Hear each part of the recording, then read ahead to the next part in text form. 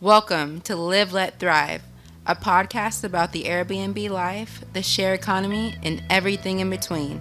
Here are your hosts, Micah and Steve. Ocean City, Maryland. No. Ocean That's City? okay.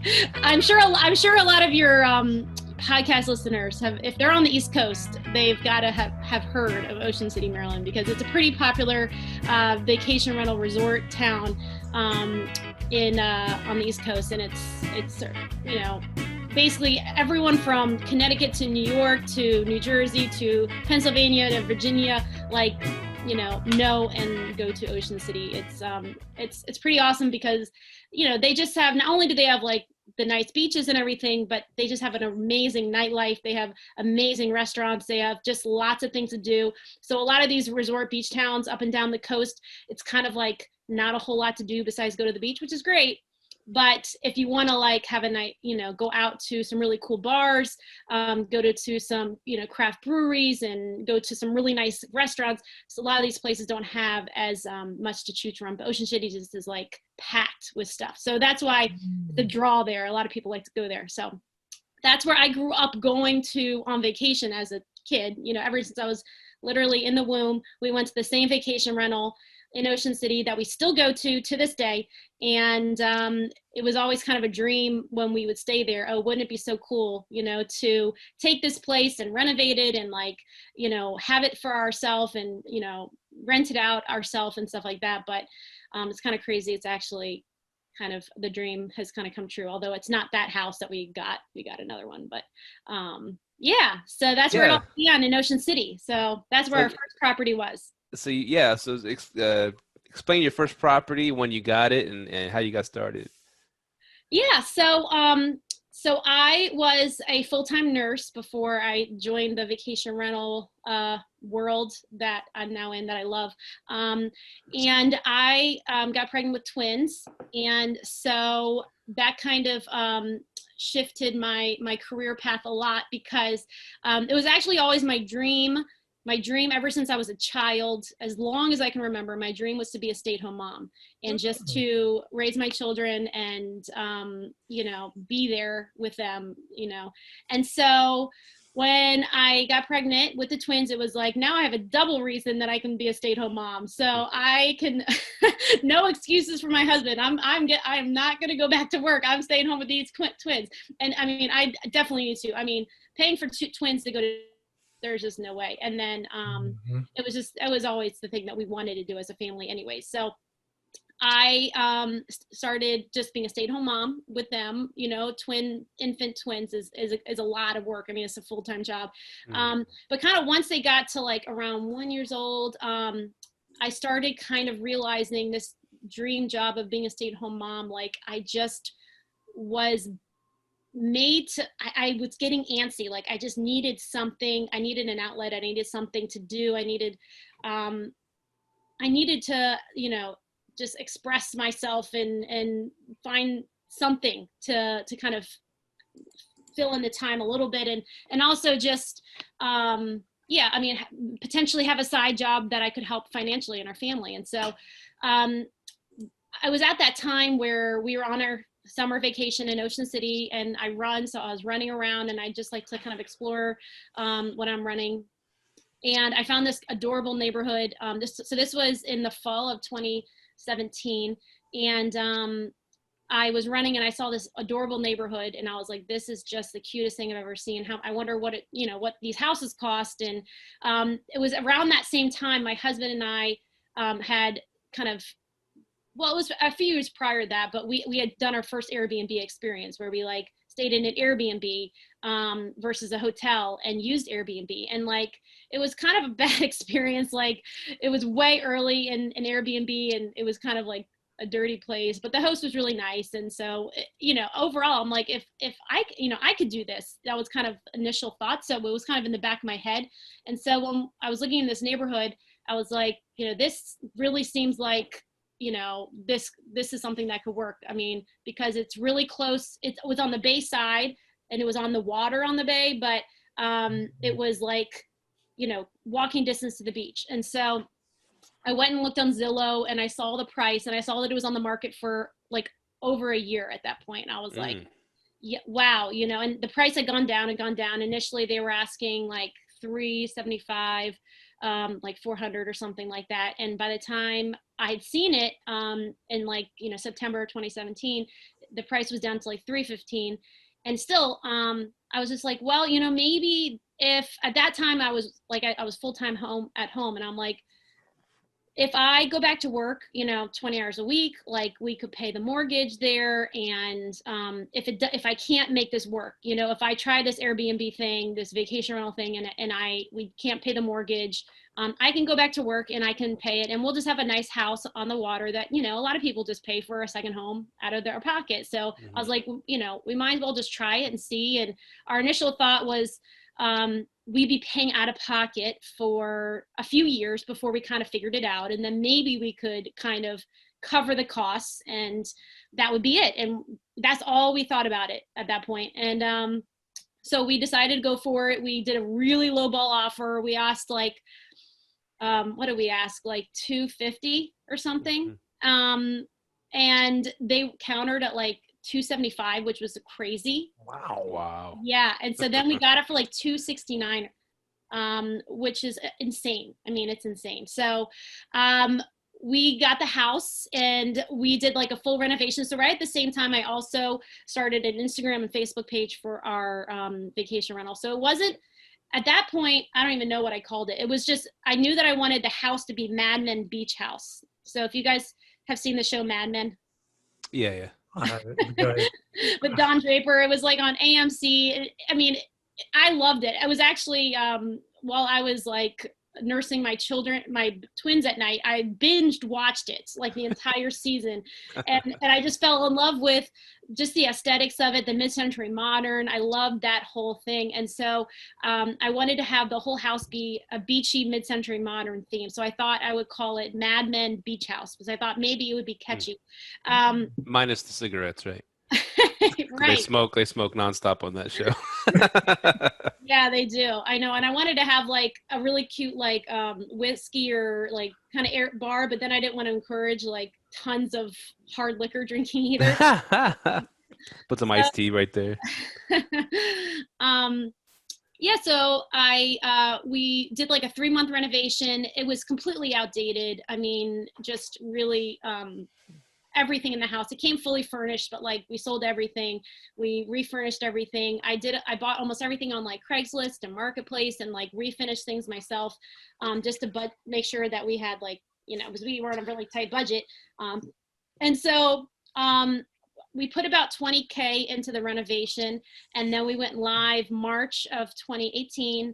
And we, started getting bookings. I mean, initially the first 2 weeks you're on Airbnb, they kind of boost your listing a little bit. And then it kind of slowed down. And I decided to I listened to all these podcasts on vacation rentals, and they said you should be dog friendly, because that really, you'll have this niche, whatever you call it. So when I became dog friendly, we just got like booked, like booked, like fully booked all the way through like October. And then once we got to October, we got like pretty much fully booked all year round. I mean, it was just like, we would have a few night vacancies here and there. And when I did have like a few night vacancies, I would have these crazy deals where I would like offer to my Facebook and Instagram people like $25 a night. And they would then like, so I just got all these reviews, like, because I'm like, I'd rather have someone in there than not anyone in there at all that I can at least pay part of my cable bill or something like that. Right. I mean, that's just my way of thinking. I know a lot of people are like, oh, wear and tear, close down in the off season, but like, that's my bread and butter, the off season. So, and the reviews, I mean, that's like just so key. So it's like, if I can have someone in there that can leave a review, especially if it's someone that I trust and I can give them a deal, they're going to leave me a good review. And that's just going to help my, boost my ratings and get me more seen by more people. So why wouldn't I do that? So and I still do that. I still offer like crazy deals. If I have like a one night vacancy, which I'm not going to fill, I don't offer one nights on like the listing sites, because I don't know what they're going to do at a one night reservation, because I've had bad experiences with that.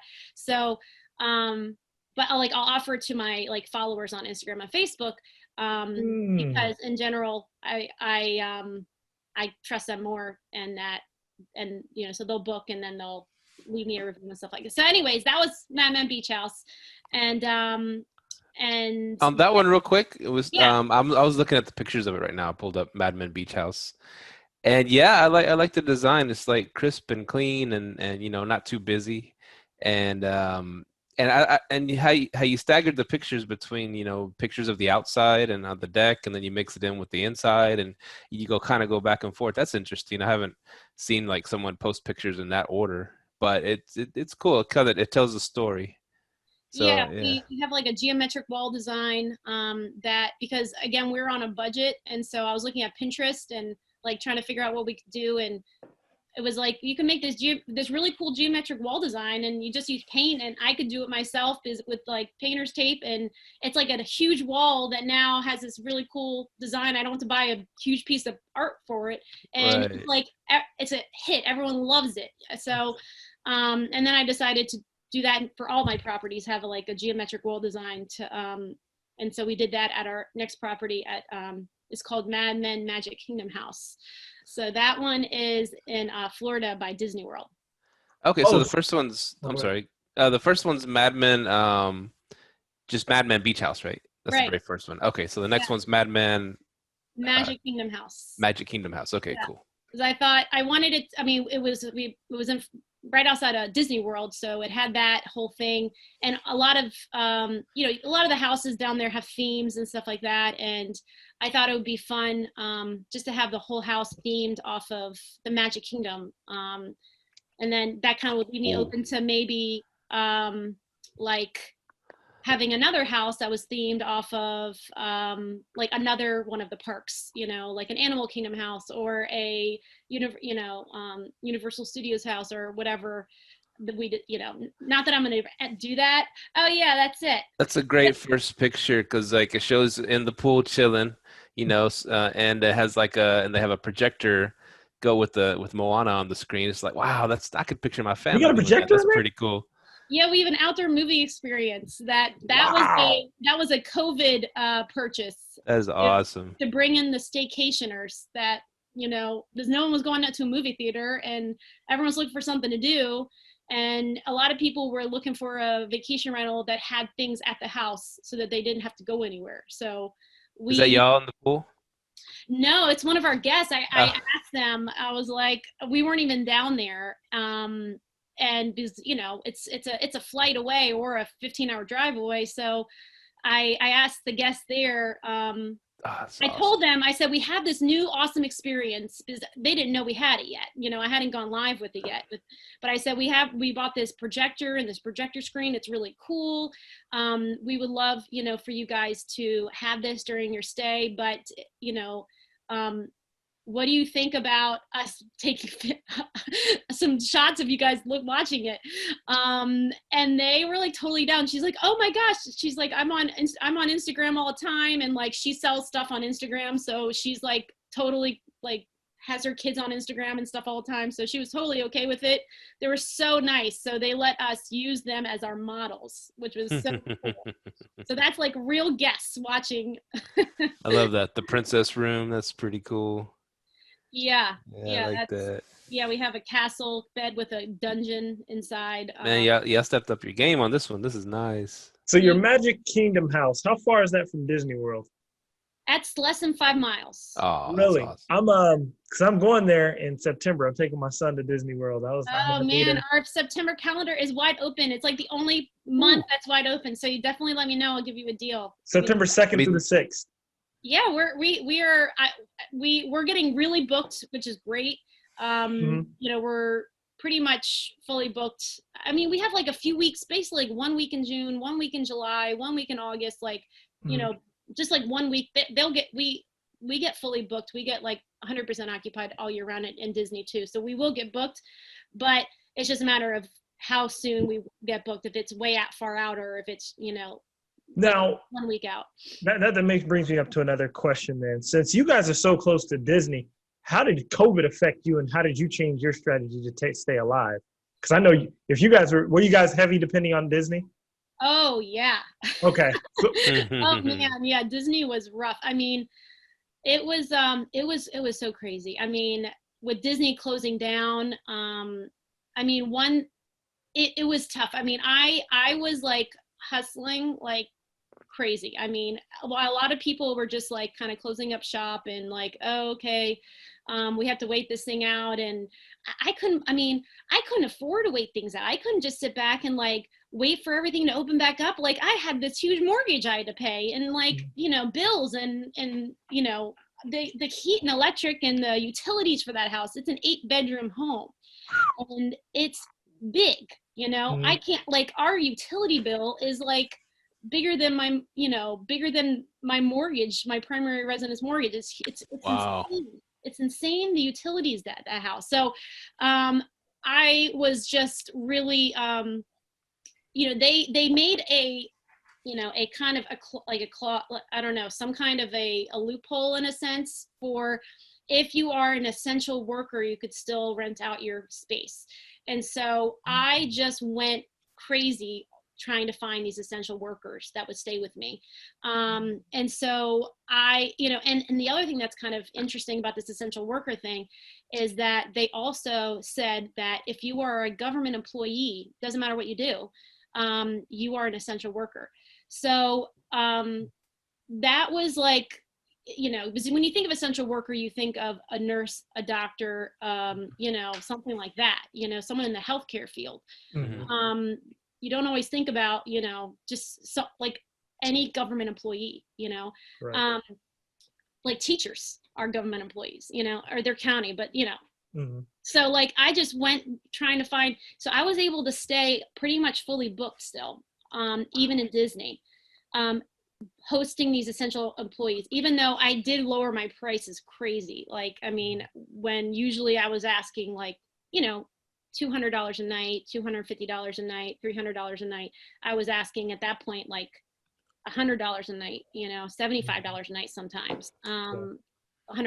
So I lowered my prices down almost over 50% sometimes, to get these people to come in. And basically people would contact me because I still, my sites were, you know, I was still like listed on Airbnb and I was still listed on VRBO, and people would say, can I book here? People were still interested, but I just said, can you show me any documentation that you're a government employee, an essential worker of any kind?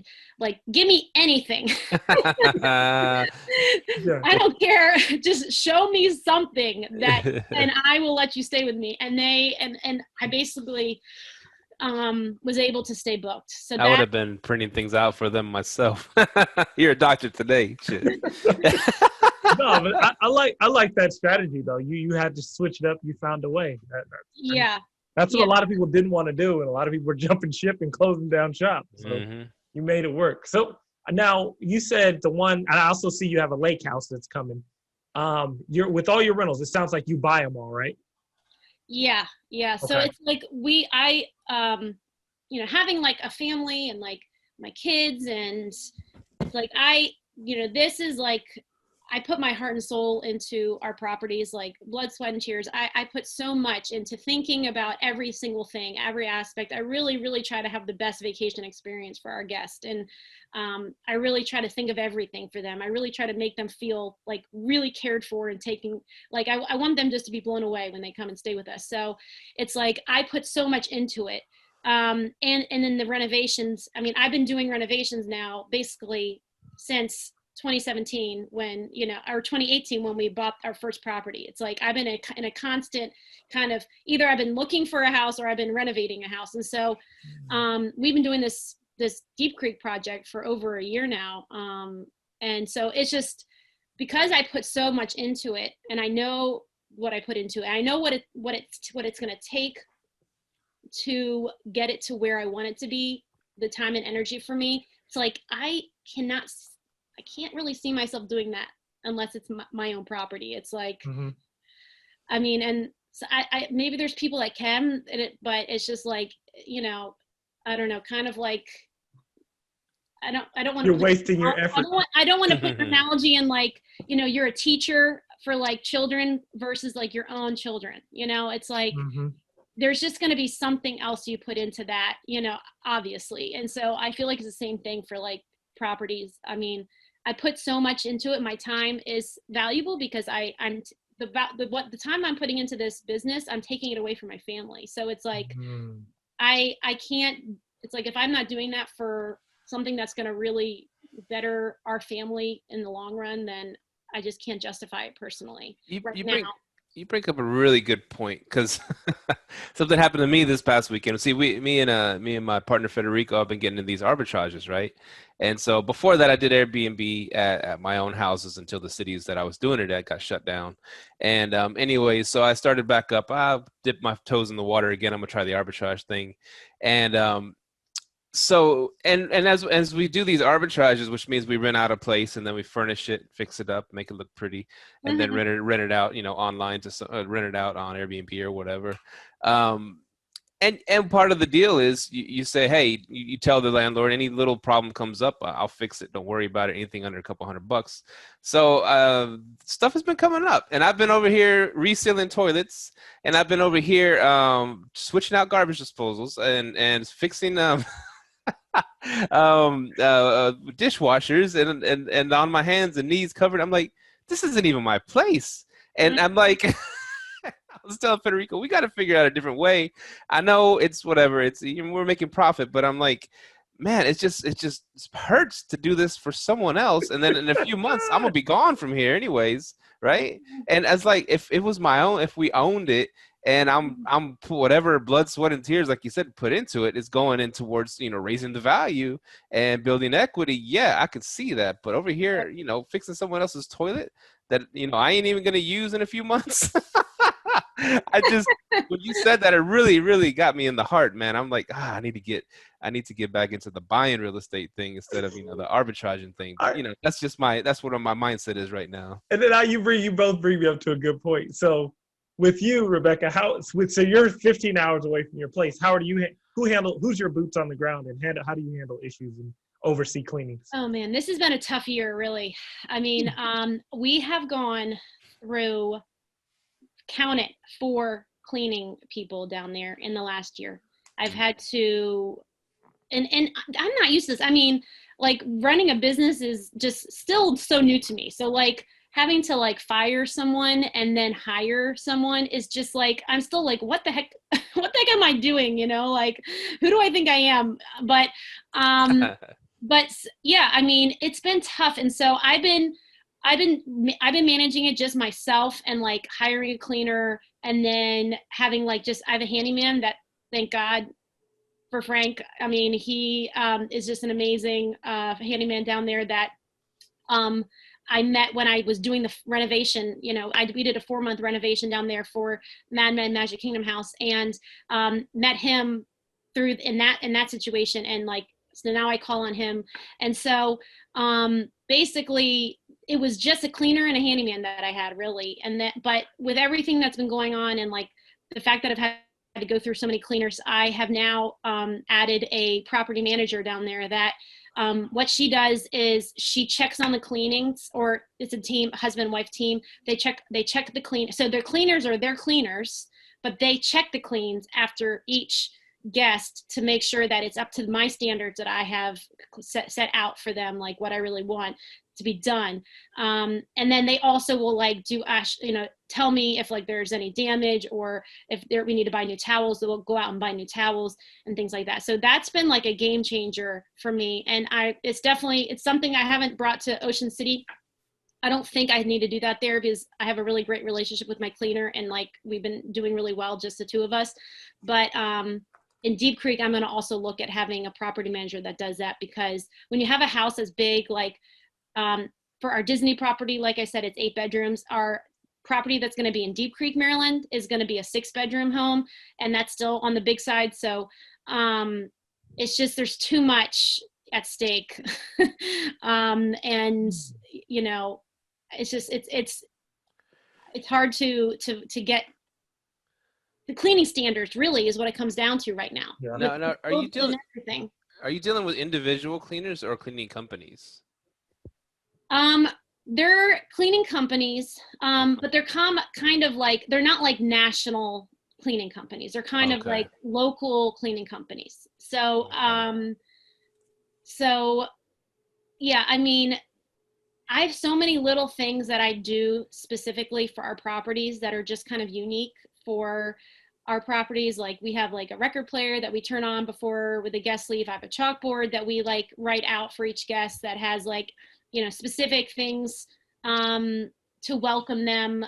So, you know, things that I might have found out that like, oh, they serve in the military, so I say thank you for your service. Or, oh, they're celebrating an anniversary, so I say happy anniversary. So there's lots of little things that you know, that I do where like some of the the bigger companies just like don't do that kind of stuff.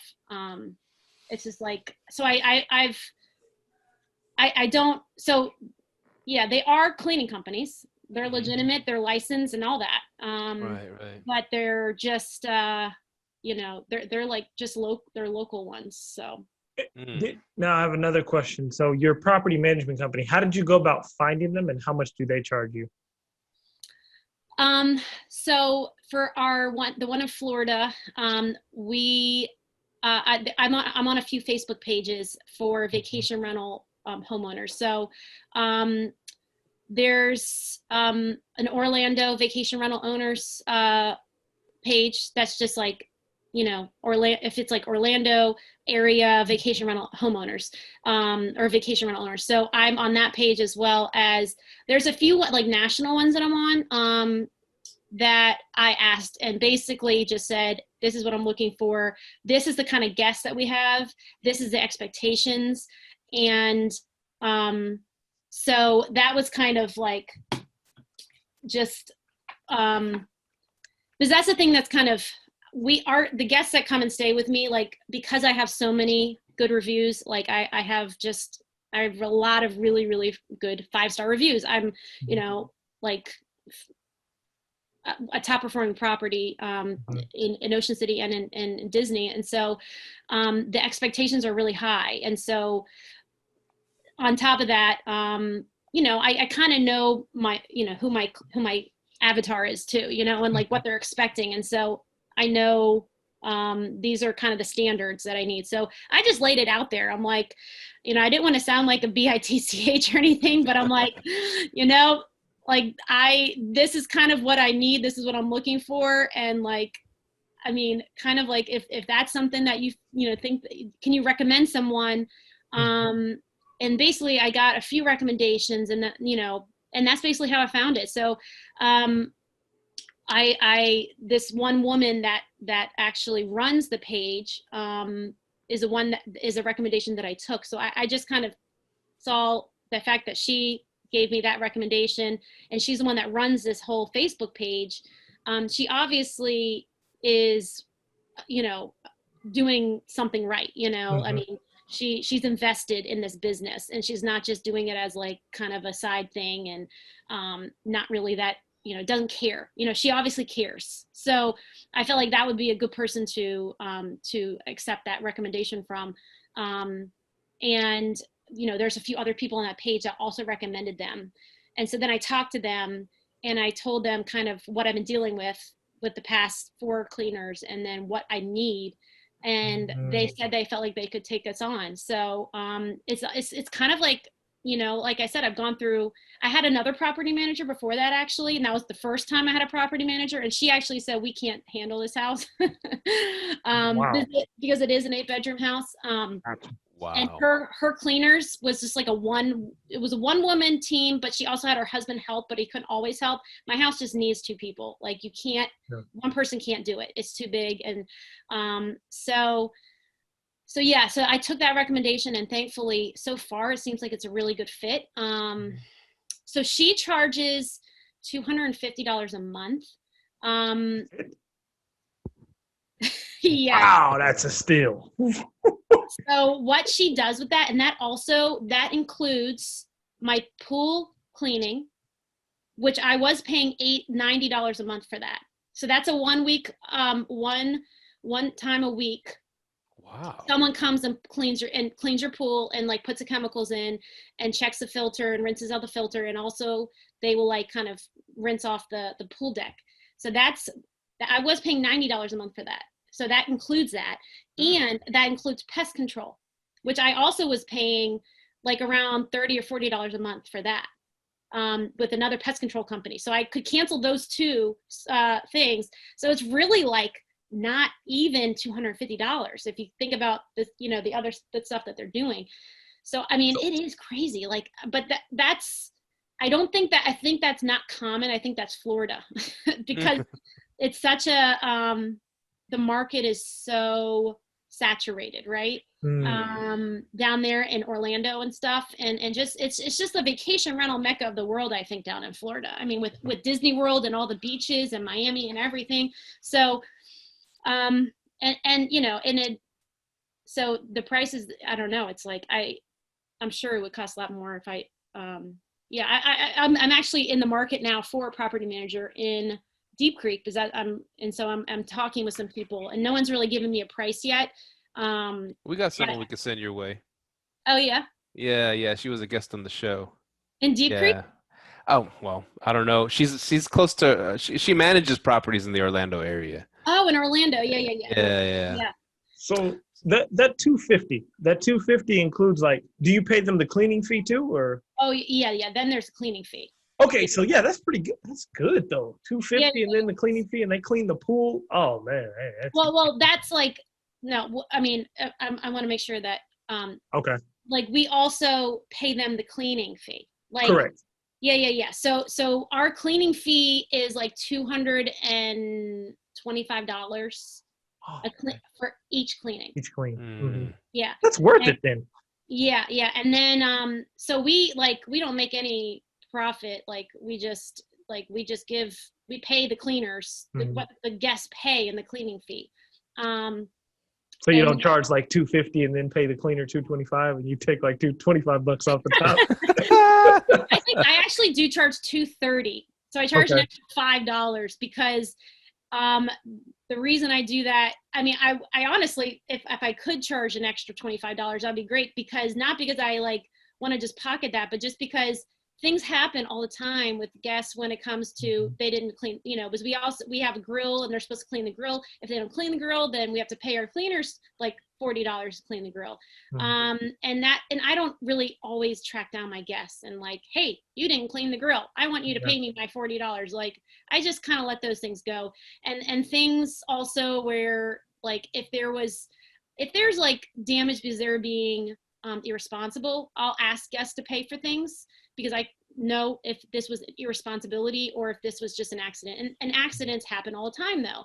And so we have things break all the time. We have damage all the time. That happens. That's just an accident. For me, I just see it as part of the business. But having that $5 extra goes into the pot for that kind of those little damages that we end up paying for that we don't ask the guest to pay for. Yeah, I'm starting to notice that people will pay like $150 to $200 to $300 cleaning fees when it's 6 or more people. I've started to notice that because we went through my VA, who's actually Steve's friend, Federico. He was just like, "Hey, we should raise these cleaning fees," and I was a little hesitant on it, but people pay it. And I was like, okay, people pay those high cleaning fees.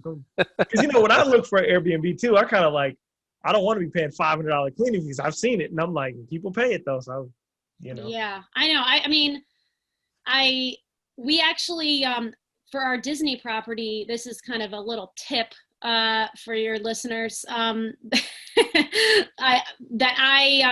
I started doing that's actually really helped me a lot with my Disney property because it is 8 bedrooms and our cleaning fee is $230. That's a big cleaning fee. So if you're only going for 2 nights, for instance, that cleaning fee is basically the cost of a whole night, So what we do is we actually have our property as 3 listings on Airbnb and on VRBO and so we have our listings as an 8 bedroom, 4.5 bath, a 6 bedroom, 4.5 bath, and a 4 bedroom, 3.5 bath. Wow. And we lock the doors. So we have locks on all the doors.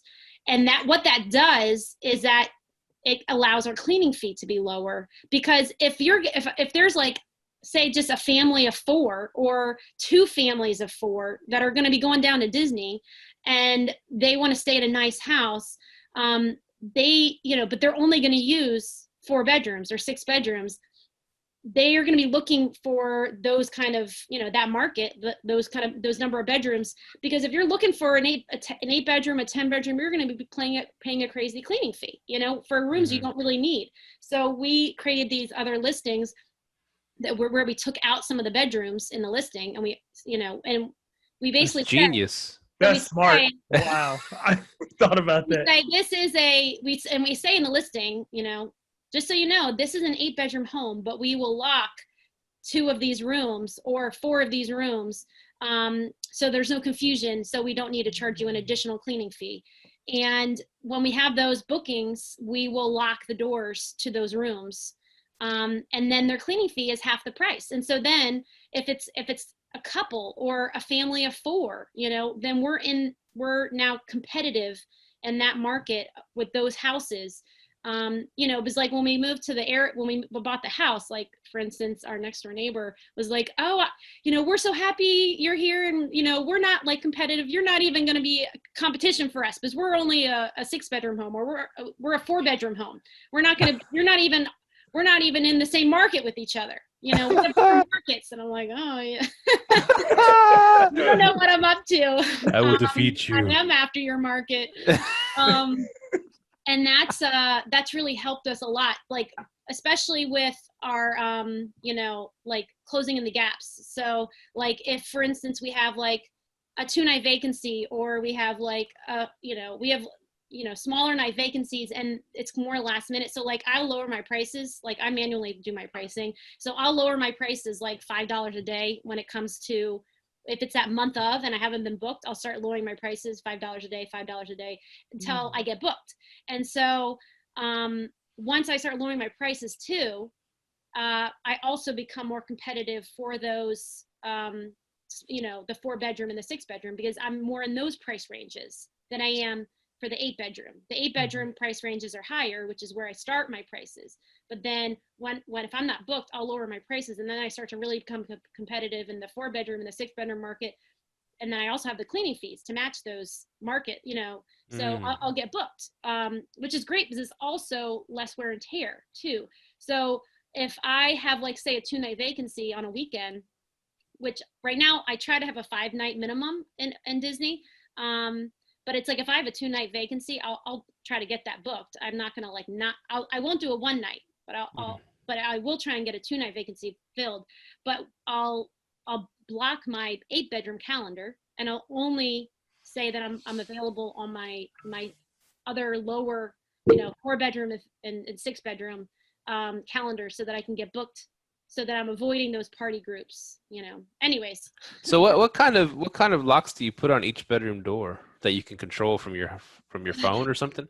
No, I've looked into that. I would love to have an electronic lock, but a lot of these ones that I've looked at where like you can do a code, for instance, like they automatically lock and stuff when you go in and out. And so I just have a regular key doorknob key. So some of them I had a deadbolt. So when I first did it in Disney, I put deadbolts because I didn't want a little kid to lock himself in a room. I don't know. I try to think of everything, but at the same time, you think of a lot of houses have door locks on their, they want private, they even have that as one of like an amenity to have door locks because privacy, so some people like having, so I mean, any house that has a door lock could lock a kid in their house, but in their room, but basically it's just a key, so I basically you can buy like a set on Amazon, like a 6 doorknob set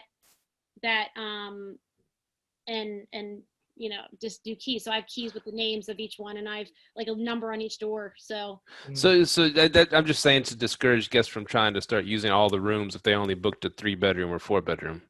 How do you do that? I lock the doors to those rooms. Yeah, but you're a remote host. Oh, well, I have my cleaners do it. Yeah. So I tell my cleaners. Oh, okay. So I tell my cleaners, the people, the guests arriving is a 4 bedroom reservation. So lock these 4 bedrooms. So I communicate with them about that. And we've had, We've had to, it's something you really have to make, you're really clear on those bedrooms. Yeah. Because it's, it can be confusing. So you have to, it's like, you really have to triple check that they lock the right bedrooms and stuff like that. But yeah, it's worked. It's worked really, really well. And it's Okay. definitely, it helps me stay fully booked. And it also helps me stay fully booked without the party guests, which Yeah. um, I guess. Oh, go ahead, Micah. Oh, well, I was just gonna say real quick. So I like the model because what you've done is, okay, I have these huge 8 bedrooms, but I'm not limiting myself to, hey, you need 8 bedrooms. I can now compete in different markets. Now, my question to that was, with you doing that, what's your most profitable setup? Like, is it when you offer 3 bedrooms, or is it when you offer 4? Like, what's the most profitable that you've seen? oh, I mean, I can ask them, like it, I get the most money with the 8 bedroom because, I mean, I'll have people that pay the 8 bedroom price. I'll have a family of 4 or a family of 6 stay and book the 8 bedroom. And, you know, Because they're separate listings, so they don't just technically know that they could just go and book the. yeah. Okay. Yeah, and so and because my 8 bedroom is really high ranked on Airbnb and stuff like that, because I have so many reviews, and I've, you know, it's like I don't have as many reviews, I don't have as many people booking, so I'm not as highly ranked for the other 2 listings. But if I also have a website and I book direct, I'm really trying to like book direct right now with all of our guests, and especially repeat guests.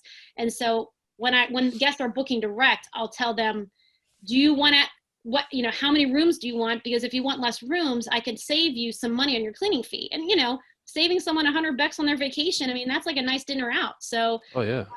we also do it actually in our Ocean City house. Our Ocean City Madman Beach house is a 3 bedroom, 2 full bath, but we offer it as a 1 bedroom, 1 full bath. And because in the off season, the majority of our guests is just a couple, just a couple coming for a getaway. It's not usually a family. It's usually a couple, a lot of times a retired couple. They don't need the other 2 bedrooms. And again, you know, my cleaning fee there is what, like $130. But if I can, you know, like, you know, I save them like 40 or 50 bucks to, if they want to do a 1 bedroom, and if they're just going for 2 nights, saving 50 bucks, that's, you know, that's a good amount for them to save for their getaway. Yeah. So we actually do, we get a lot of 1 night booking, 1 bedroom reservations in the off season. I never get it in high season. It's always the full 3 bedroom in Ocean and Madman Beach house. But yeah, we do it there, and we're going to do it at Deep Creek. You know, we're going to offer it as a 6, a 4, and a 2. Now, a question going back to Ocean City. So that was your first one, correct?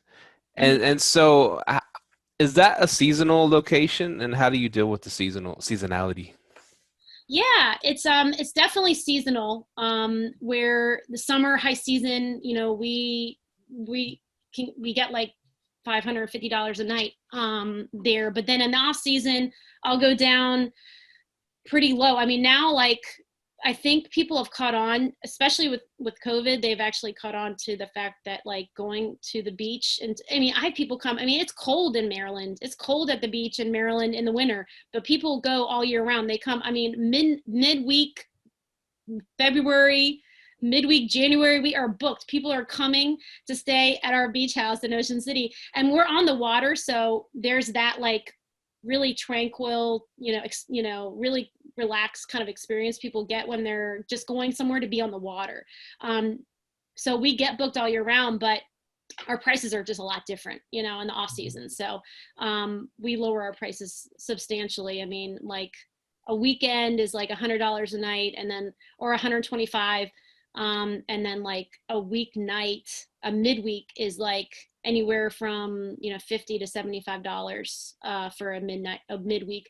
But, like, you know, just to be able to, I think this is the first year I'm still running my numbers, because I'm still, like, I haven't gotten there yet. I have so many other projects and things I have to get to, and figuring out, like, my profit and loss, you know, is like something I need to do that I just haven't gotten to figure out yet, but this past year. But I'm pretty sure that this last February is the first like February, which is like supposed to be the lowest like grossing, month at the beach that we would have. But I'm pretty sure that we're able to this year for the first time cover our, at least break even that month, when usually we are at a loss. But of course in the high season you're making a profit so that you can make up for that loss. But to be able to like not make a loss on, to have a whole year where you, not 1 month you make a loss, that's like my goal.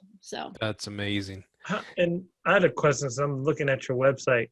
I like how you put on there when that you book directly, no fees ever. I love that. But I was also wondering, like, how are you also driving traffic directly to your website and capturing guest information? Yeah. Okay. So this is another game changer. I have a software that I use for our to send all of our messages on Airbnb. Like when someone books, I have a message that's sent. When someone, like 2 days, the day of their arrival, I have a message sent with their door code. So I have all these automatic messages send out to the guests to basically help them get everything they need off the bat so they don't have to come asking me for anything. And so that software also manages my calendars and helps me like keep all my calendars up to date with like all my, VRBO and Airbnb and my 3-bedroom and my 2-bedroom and all these bedrooms, so they can block each other off.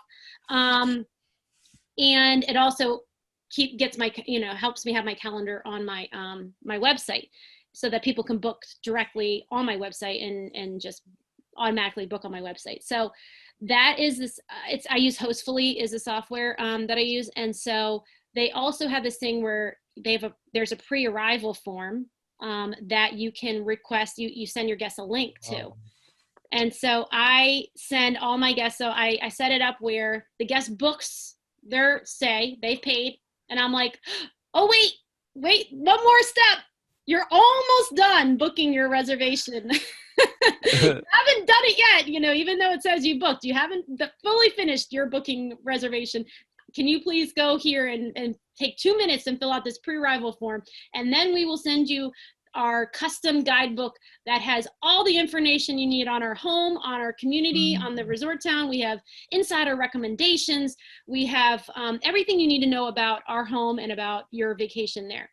That we will send to you once you send this pre-arrival form. That then is triggered once they fill out this pre-arrival form and they say submit, then my guidebook is then triggered to send to them automatically as well.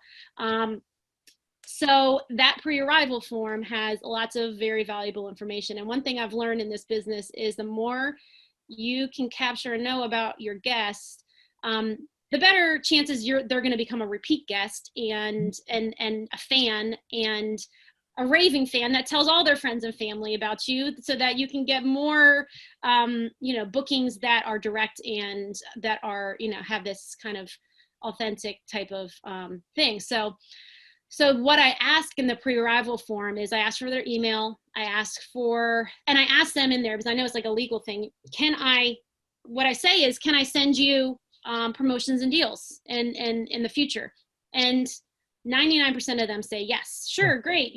So I ask for their email. I ask if I can send them promotions and deals emails.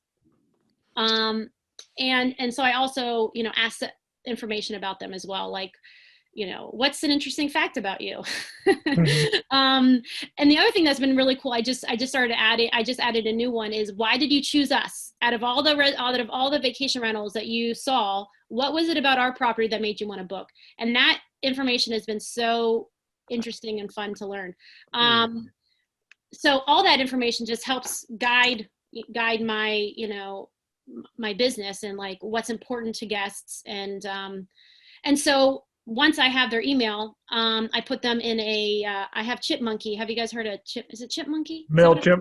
MailChimp. I always call it Chipmonkey. Gotcha. That's a new version we're working on. I think there's another like thing out there that's called Chipmonkey that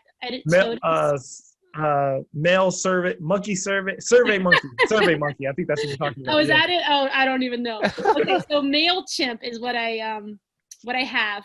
And it's free for your listeners that don't know. It's like you put your mailing list in there and they'll send out and they give you like these formats that are really nice. And like, obviously if I was to just write an email to my guests, it would look like a dorky email, you know. This is like, has a nice format to it where it already has pictures for you to fill in, and like, it's all set up in a way that makes it look more like a blog or like a newsletter, right? So I put them in there, and then I send newsletters out to them. So that's one way that I try to get them to book directly the next time. I also, and in there I say, if you book direct with me, next time you stay with us, we'll give you a 10% discount. And so I don't offer that on Airbnb and VRBO. If a guest wants to, and I also say that, all over the house, I have these like laminated sheets that I put like in the bathroom, like everywhere, like, oh, I'm so glad you, I hope you're enjoying your stay with us.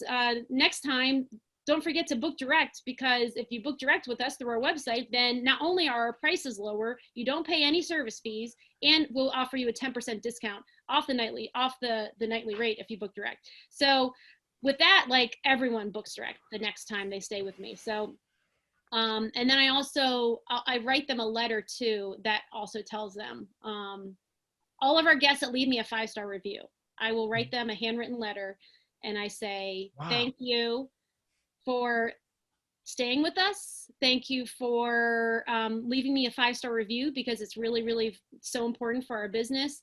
And I want you to come stay with us again soon. Please think about your next stay with us. And then on this postcard it has like all the it has like a picture of Disney, a picture of like someone snowboard. It's like what you see, I think, probably on my website, but someone's like snowboarding, and then it has a picture of an ocean scene and it says, you know, that we have these 3 properties, and it says, you know, book direct and you get a 10% discount off your next stay with us. Another thing with MailChimp that I just found out they do skip tracing.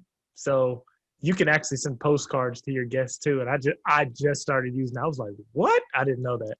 Directly to their home address. So I was like, I've been using it. Oh, wow. Yeah. I'm like handwriting it out. Oh, really? Yeah. It has a postcard feature. Another feature that I found out that you could actually put on your website that I just put on mine. It's called Tidio, Tidio.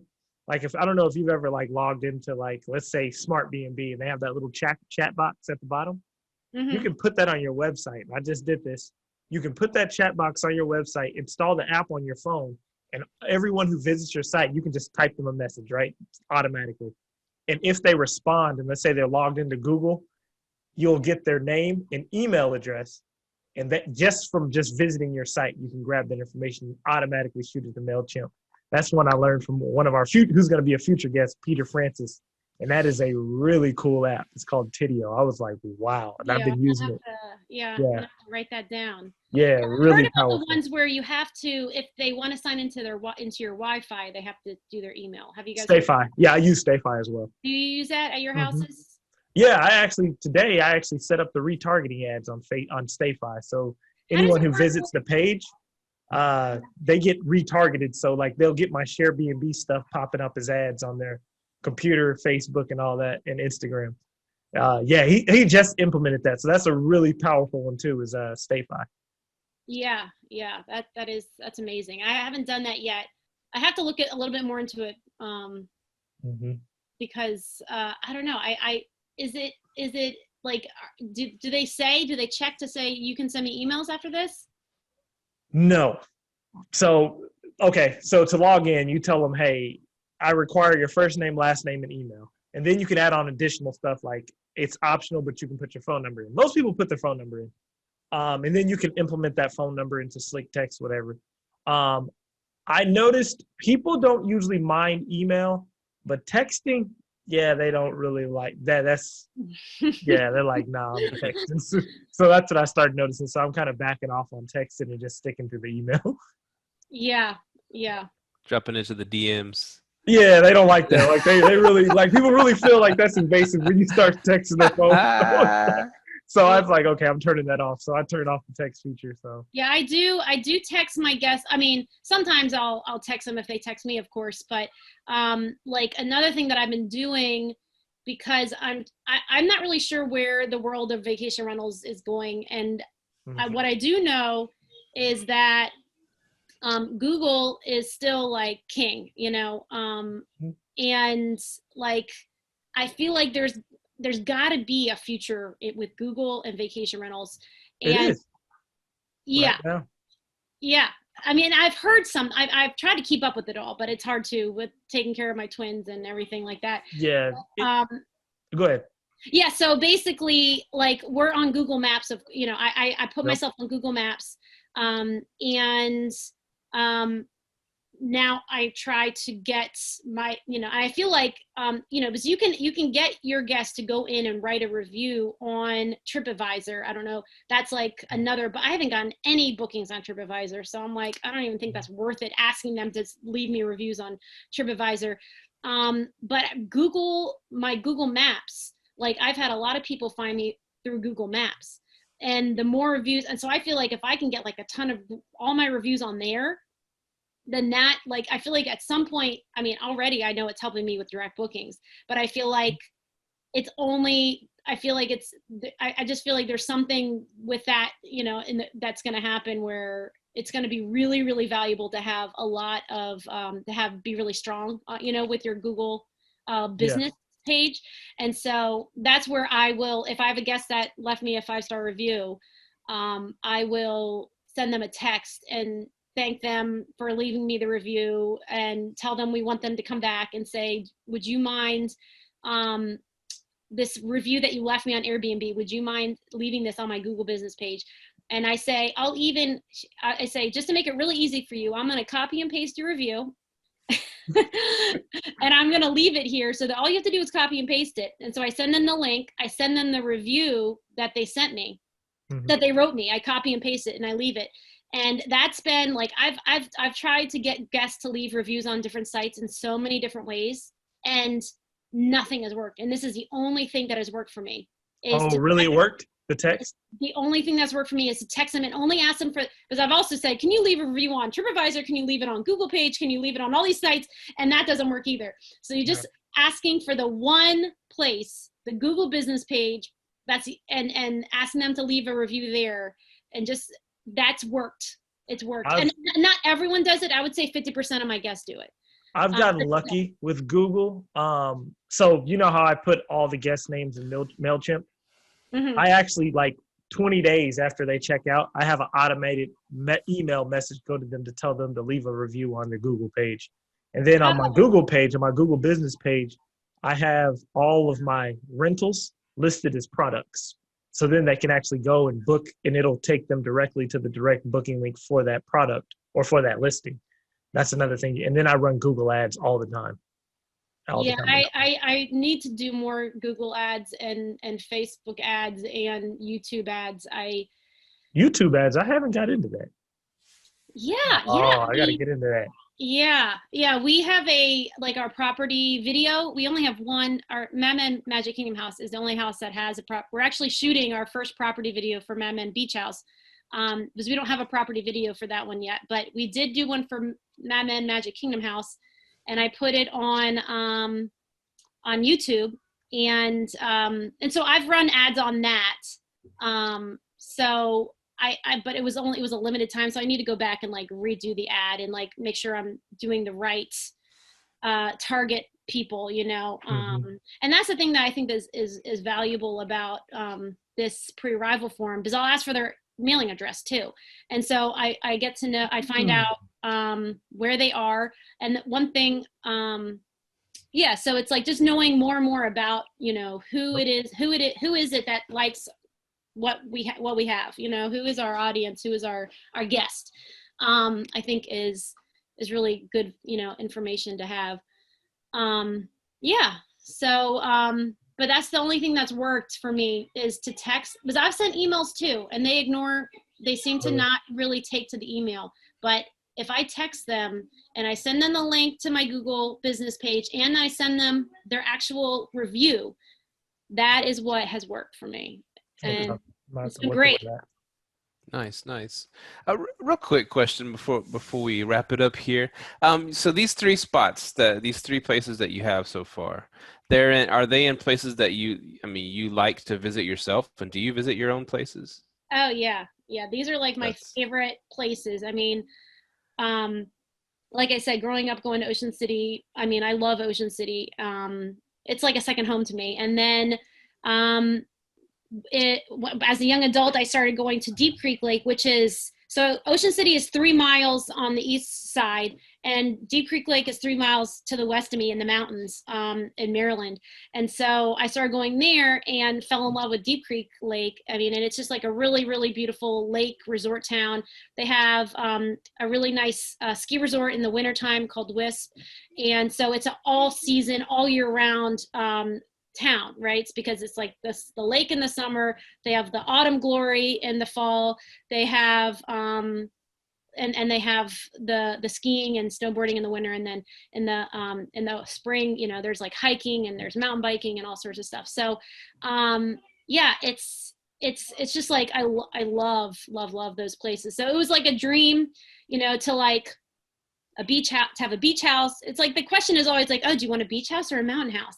And or a yes. lake house. And so and so for me it was like, because we were initially thinking we were going to stay all of our properties in Ocean City, because you know we had Ocean City, and I'm like, it makes more sense to have all our properties in one place, use the same cleaner, and it makes everything more simple. You know, only one place we're doing the room tax and all that nonsense. But I couldn't find a property that could match what we did. And, you know, we just got such an amazing deal for that first property.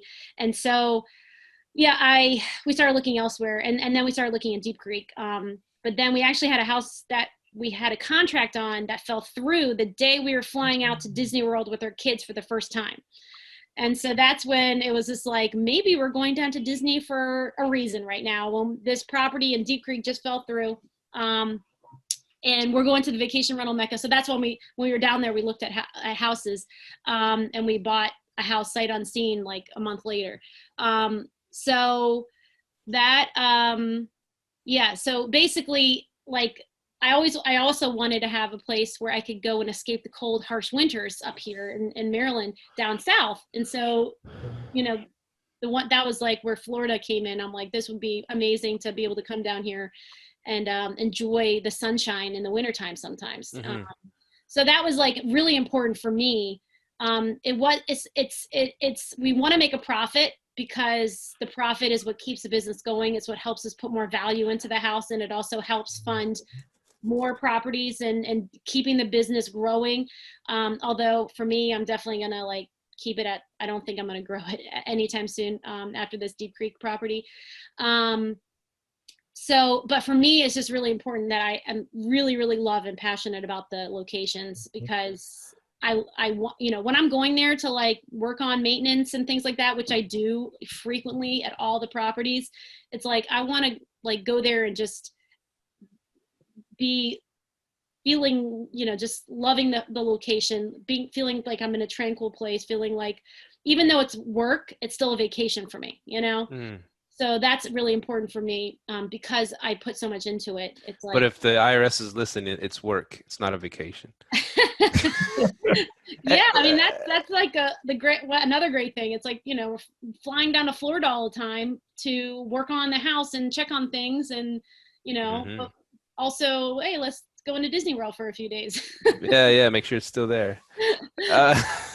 I guess what I was hearing, and it's like, and it's what I feel too, is a lot of people, like you said, oh, it'd be more profitable to get another one in Ocean City. But why not build the lifestyle that you want to live first, and then the profit will come around that, instead of building the profit first and then you're not having the lifestyle you want. You know, I think it could be a win-win situation. I think that's what you're doing, and that's really inspiring.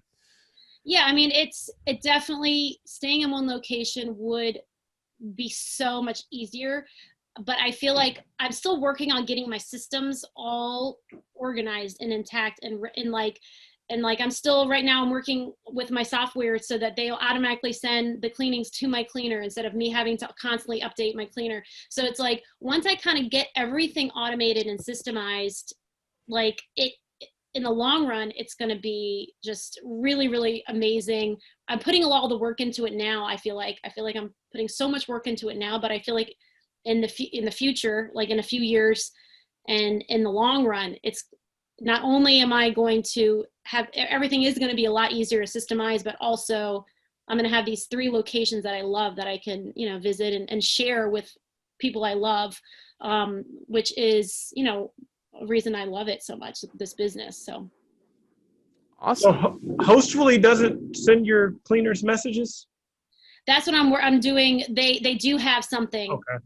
but I'm trying to work out the kinks right now. I've just started this past week trying to get that all done and figured out, but they'll send it now. Like they have something that triggers for new reservations, but it's all the reservations I have already in my calendar. I have to manually go in and do it. And I have like 100 reservations on my calendar right now. So I have to go in each individual date and manually put in everything. So that's taking a lot of time. That once I'm done with that, I don't have to think about it again unless I have to get a new cleaner, and then I have to re-manually. Hopefully I won't have to get any new cleaners though. I hope that the people I have now I'm going to stick with for a while. But yeah, it should all work once I have caught up. And I have one more question too, because I've always been fascinated with the vacation rental part of this whole Airbnb or whatever, because even when we first started this podcast, I told Mike I wanted a place in South Padre Island because we love going to South Padre Island. I was like, here's why I went wrong. I kept seeing it as just a profit thing. I was like, man, I just get another single family home here and it's more profitable and appreciation and all that stuff, but I always wanted a place in South Padre Island, and I guess it goes back to it doesn't always, you don't always put make profit the first priority. Put like enjoyment that your family's going to have with this place, because we could have already had our place there, set it up how we wanted it, and gone traveled and spent like a few weeks there if we wanted to, on the cheap. And now prices are going up on these vacation rentals everywhere. I guess you've seen it too, and so I guess what would you tell someone that's really considering to buy like a property in a vacation rental area?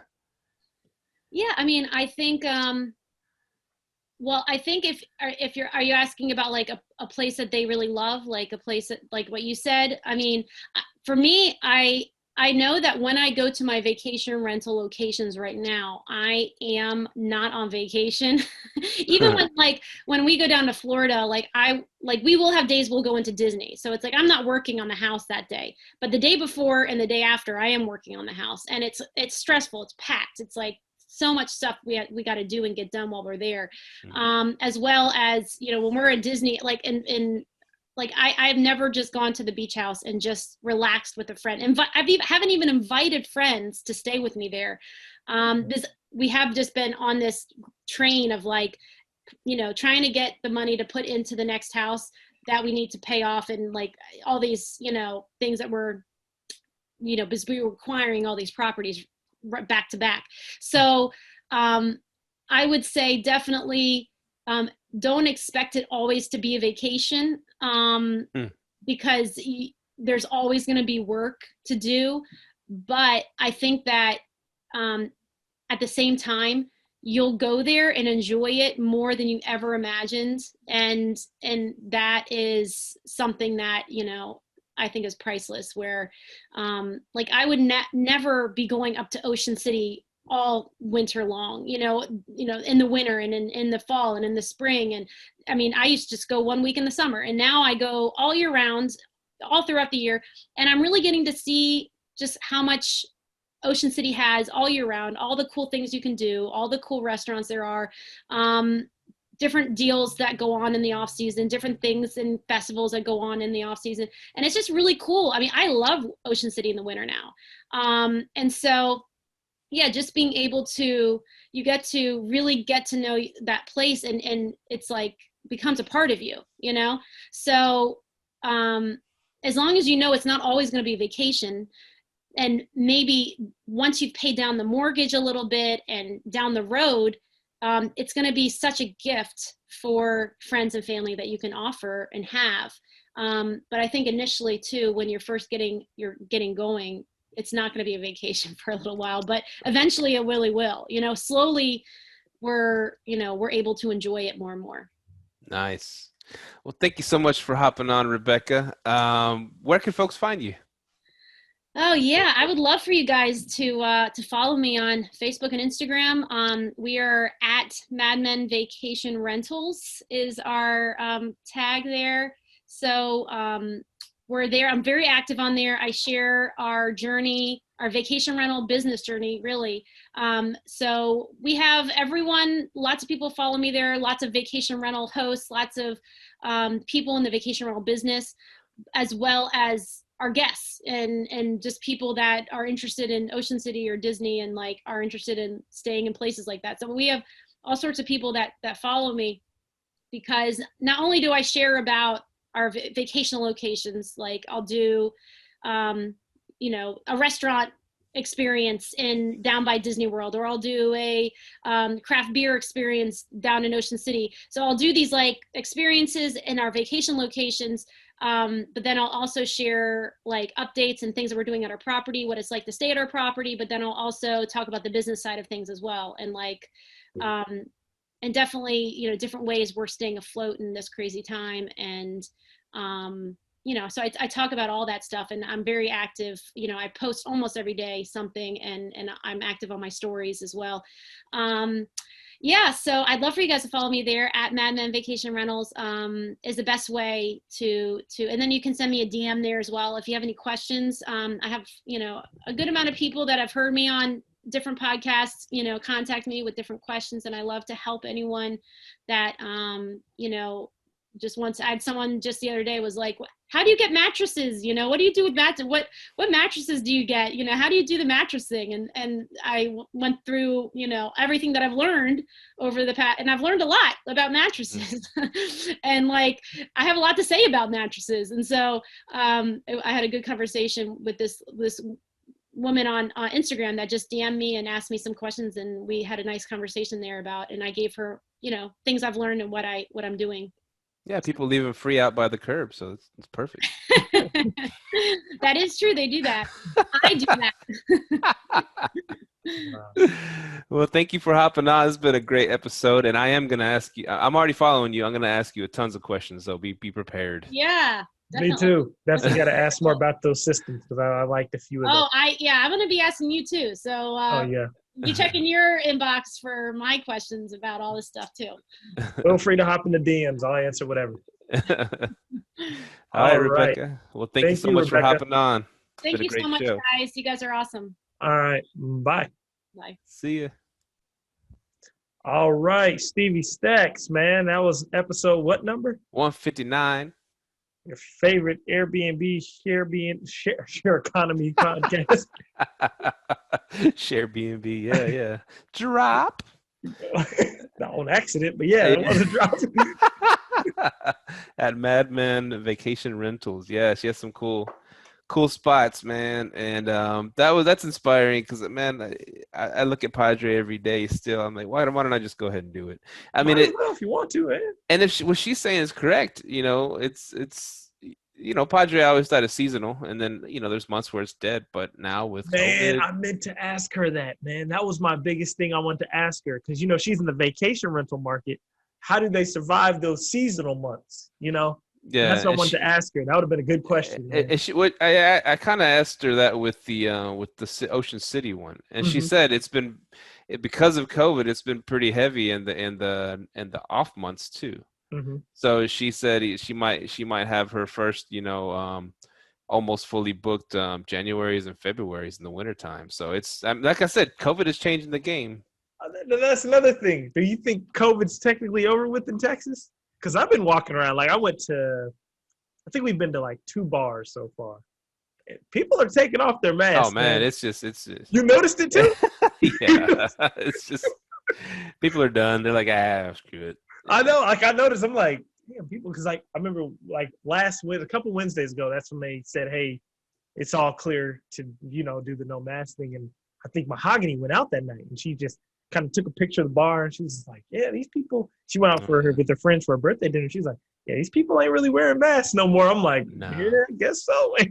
We're done with all that. Yeah, I think so. So I like now my question was, okay, do you think the COVID play is really effective in Texas now, or is Texas back to normal? Or do you have just people flying in like restrictions are tough out here, we're gonna fly into Texas? I think it might, I mean, at least for a few years, it might have made an impact on how people travel. Yeah. Because, you know, they don't want to go into these giant hotels with all kinds of thousands of people from all over the world. I mean, they want to get like a little house or a little condo somewhere. Privacy. That's just, yeah, privacy, less people. Because man, Vegas wasn't really open, man. Oh no.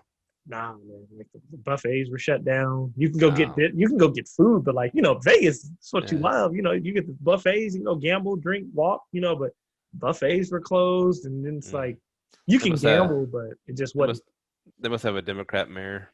Yeah, you know, they're blue all the way. You already know they're blue all the way. Texas don't give a fuck. Yeah, Texas. Like, so yeah, I mean, it's crazy though. Yeah, but man, you're still scrubbing toilets at your arbitrages. What's going on over there, man? I'm not scrubbing the toilets. It just noticed a little water leak coming out of one of the toilets. You know, started seeping some water out. You know, because after the freeze. Are you doing condos? Yeah, there's condos. Oh, people own condos, and I told them, you know, like you tell them, you know, anything under $200 we'll take care of. It's a $5 seal. It still sucks to freaking do that kind of thing, but the more you keep the mom and pop owners out of your hair, the more, you know, the better it is for you. Why don't you get some BOG? BOG? Boots on the ground. I am the damn boots on the ground. I got to get out of that, man. Got to get out of that. Nah, yeah, you're right. Yeah, you got to get out of that. Yeah, I don't want to. Hit up Thumbtack. Just get somebody. I just hired a guy who did a lot of the repairs for my condo when I was selling it off Thumbtack. I'll get his information to you. He does like odd jobs, and you just hit him up, and he'll come to he'll do it. Cool. I'm down with that. Yeah, text me that info. All right, man. It's a good episode. Live, Let, Thrive. Yeah, episode 159. Catch us on IG, mainly IG, Twitter, Facebook, all that good stuff. We're always commenting. Add us, whatever you want to do. And all that information is below in the descriptions. And hit us up. Already. We are out. Later. Peace. Thank you for tuning in to this week's episode of Live, Let, Thrive. Be sure to tune in next week for all the latest in the world of Airbnb and all that entails. Bye-bye.